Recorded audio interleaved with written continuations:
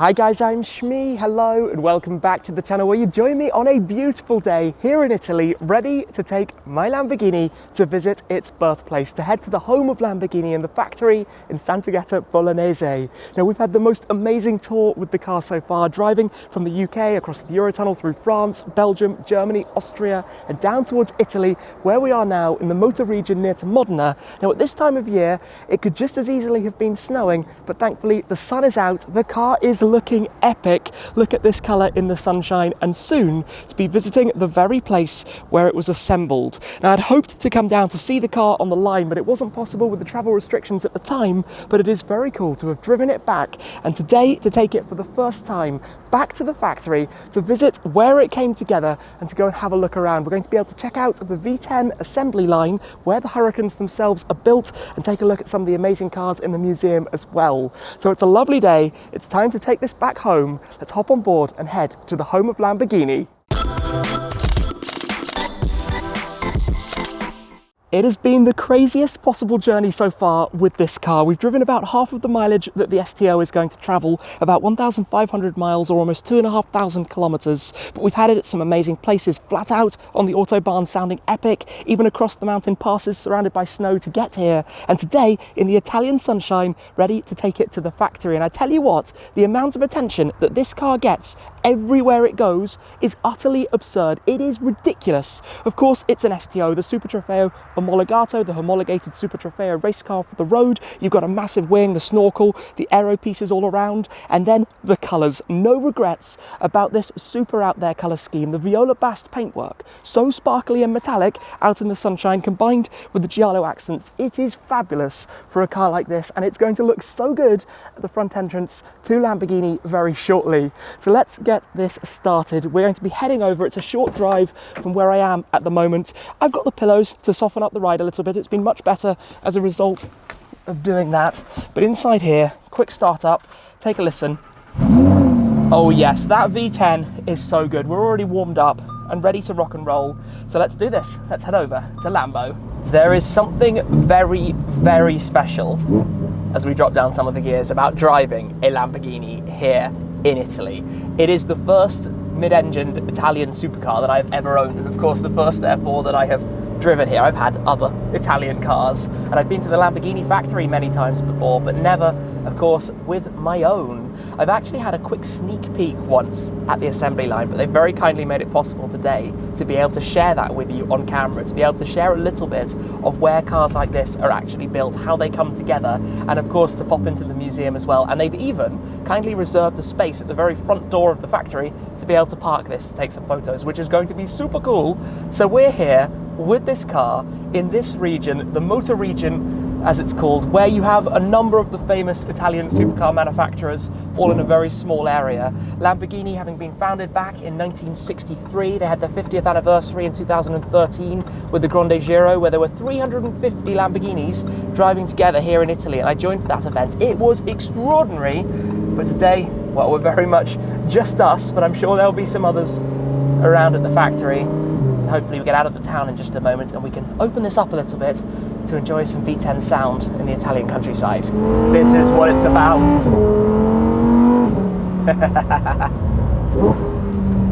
The sound of this car is just wild. Although this is a pretty rough piece of tarmac, and I tell you what, it's a pretty rough car when it's like that. However, that's a little bit better out on the smooth stuff. And back to kind of peace. Anyway, not long to go now. Well, this is quite cool. You can see the Lamborghini factory over that way. All of the different buildings. Obviously, it has expanded a lot in recent years with the introduction of the Urus line and obviously the growth of the V10 line alongside the V12s. So they have lots of different buildings. The Ad Personam studio, where I filmed in before as well, the museum at the front. But from here, it's, well, still a kilometre to the roundabout to then head over that way. I guess, is that the new logistics side? I think those are perhaps even new buildings. But here we go, look, Sant'Agata Bolognese, city of Lamborghini. I'm not going to keep trying to butcher the Italian language. I'm sorry for the Italians out there. My apologies, I'm doing my best. But yeah, we are very, very nearly at the front entrance. All of the downshifts. This is it, the traditional Lamborghini factory. The entrance is just up ahead of us. You can spot a few Uruses around. So we're going to be heading in here then. How cool is this? I'm driving into the front entrance of the Lamborghini factory in my Lamborghini. This is crazy. So we're going to be parking outside the front of the Museo here. Look at that, look at the reflection. Look how cool this car looks. So awesome. All right, let's get parked up and we'll go from there. Here we are then, the STO parked up in front of the museum here at the Lamborghini factory. We're going to be heading through very shortly to see the assembly for the V10 cars. Before that, we're going to check out in the museum where upstairs they even have the new Lamborghini Countach on display alongside the other few off hypercars. So very much looking forward to checking out those. In fact, Murcielago SV is just up there. But the last time I was here, we were talking about how BOTB had added the STO to their offering and their lineup for that week.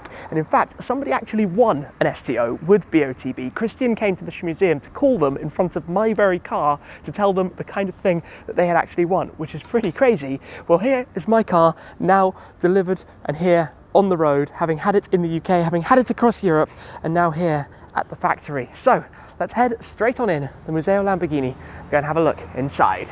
Have a look here then, a bit of a celebration of the Lamborghini V12 with the different cars that are all around, starting with the first ever Countach LP400. This car was originally red and it was repainted green, but one of the cleanest of the Countach designs. We then move here to the Miura SV, the SV Super Veloce. A few differences that you can spot. For example, the headlight surrounds are different to the previous versions.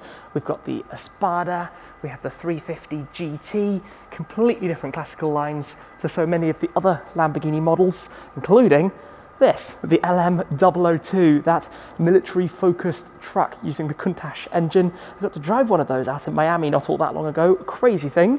Then we've got the Diablo GT, one of many people's favourite Lamborghini model ever, and beside it is the Essentia SCV12, which is the result of throwing out the rulebook at Squadra Corsa and making the most wild race car they could possibly imagine, and they sound out of this world, believe me, plus quite a few of the engines lurking around.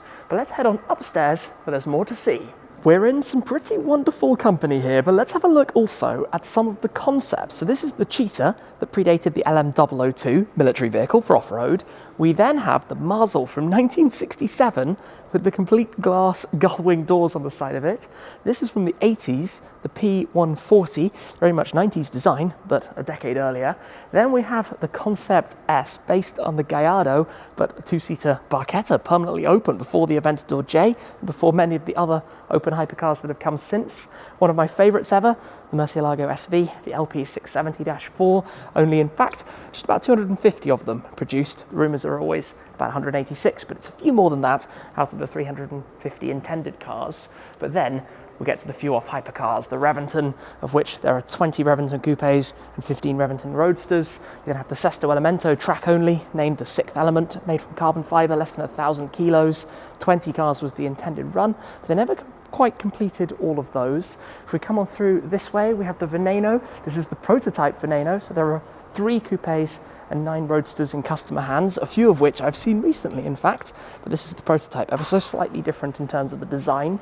We've got the Centenario Coupe, Centenario for the anniversary, what would have been Ferruccio's 100th birthday, 20 coupes and 20 roadsters. We come up to the Sian, the 63 coupes and 19 roadsters, 1963, that year Lamborghini that was founded. And then let's come this way, past the Diablo, up towards the new Lamborghini Countach. There'll be 112 cars after the code name of the original Countach, LP112. It was presented not all that long ago. This is the show car of it. Customer deliveries will actually be starting very soon with the LPI 800-4 with that hybrid and the V12, and obviously all of these design elements and tributes back to the original Countach in terms of the styling, the way that you see the different elements, the deck lid over the engine bay, the headlights, and the basis obviously around the V12, part of the few-off series of Lamborghini hypercars, and very, very cool. So let's go and see where some of these are made. This is it then, the Lamborghini factory and the assembly hall. As you can see, currently between stages, there is a Viola Pacife car just moving across right in front of us. We're going to go and explore the line very shortly. It takes approximately a day to 2 days of cars being in here from the very start of the process until they're completed.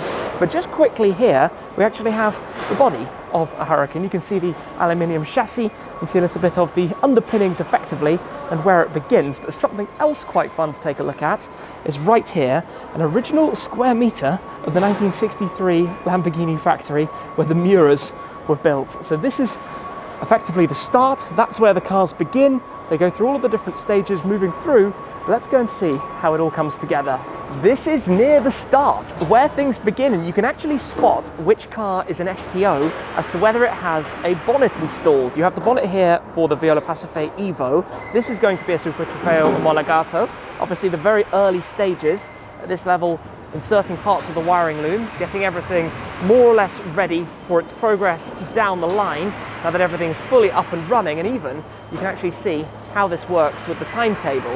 They have a set amount of time obviously for each stage before the entire line will move, and this basically means that 15 cars a day will roll off the end of the line. But we can see it between those stages. That's when, for example, the cars move across this gap to go to the other part of the line itself.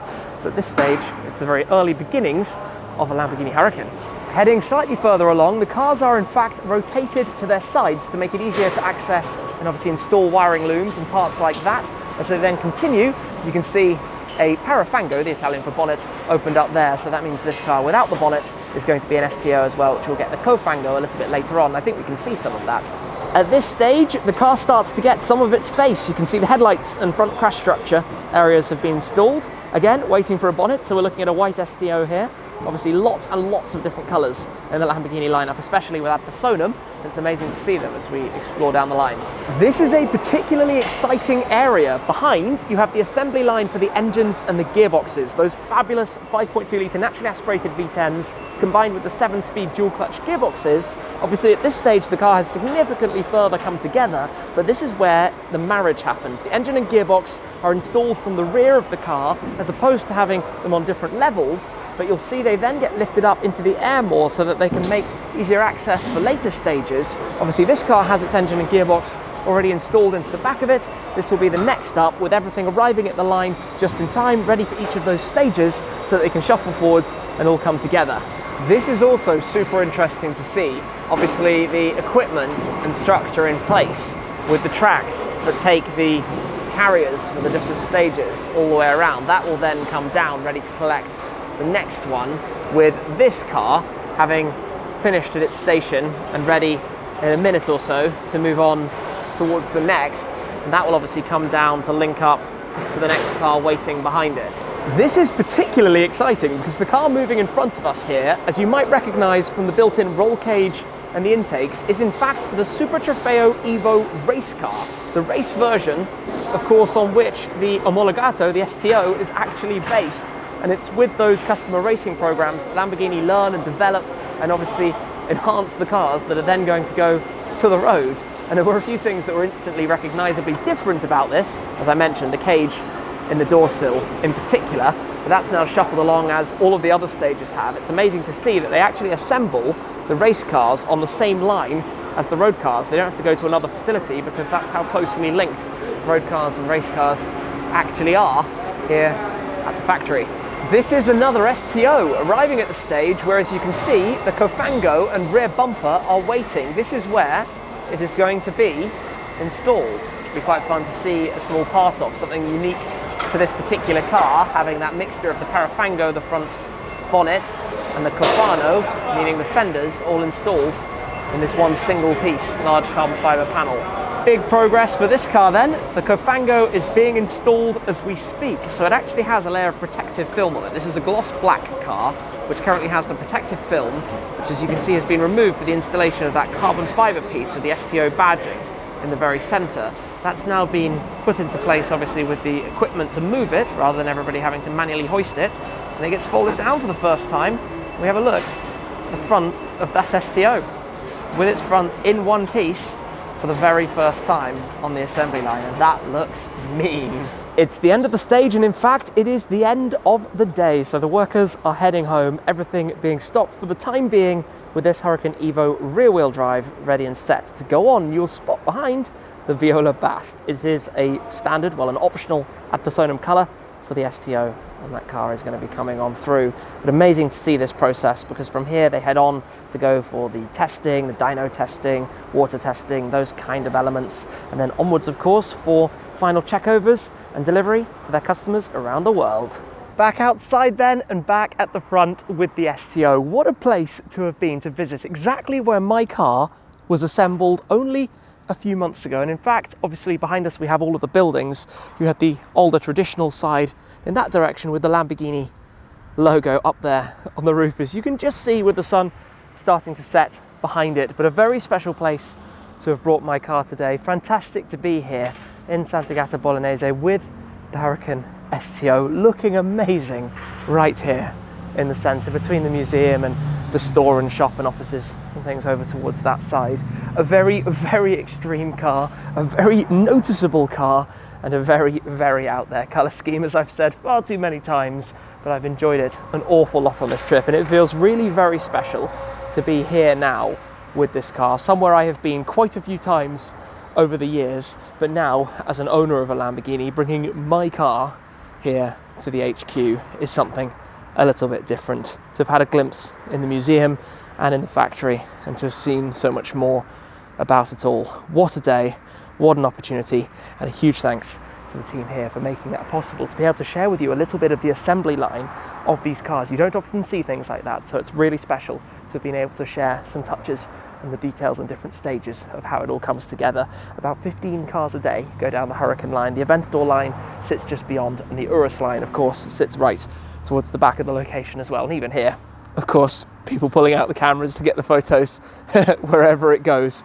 But yeah, it's a crazy thing. It's a very, very fun thing, and I'm looking forward to many very happy miles onwards. From here, of course, we'll be venturing back towards Germany, onwards to the Nürburgring at some point as well. But that's it for this time. So thank you very much again to the team at Lamborghini. Thank you to you guys for your support as always. I hope you've enjoyed this inside look here at the Lamborghini HQ in Italy. That's it for now though, and I'll see you again very soon. Cheers!